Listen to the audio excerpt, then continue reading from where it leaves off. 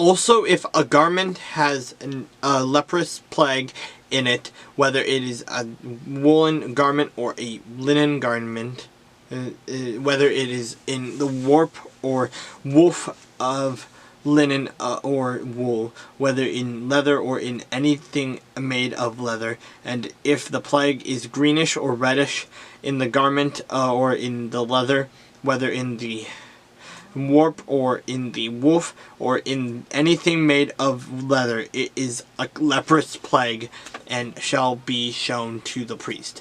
The priest shall examine the plague and isolate that which has the plague 7 days. And he shall examine the plague on the 7th day. If the plague has spread in the garment, either in the warp or in the woof, in the leather or in the anything made of leather, the plague is an active leprosy. It is unclean. He shall therefore burn that garment in which is the plague, whether warp or woof, in wool or in linen, or anything of leather, or for it is an active leprosy. The garment shall be burned in the fire.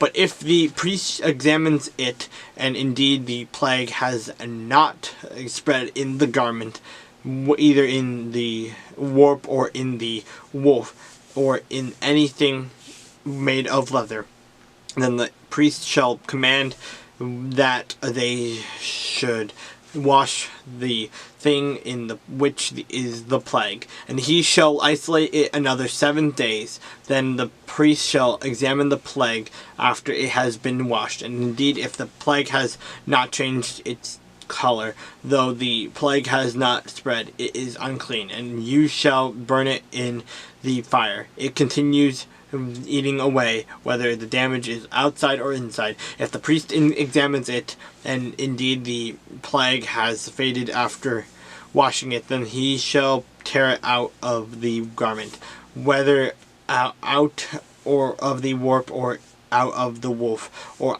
out of the leather.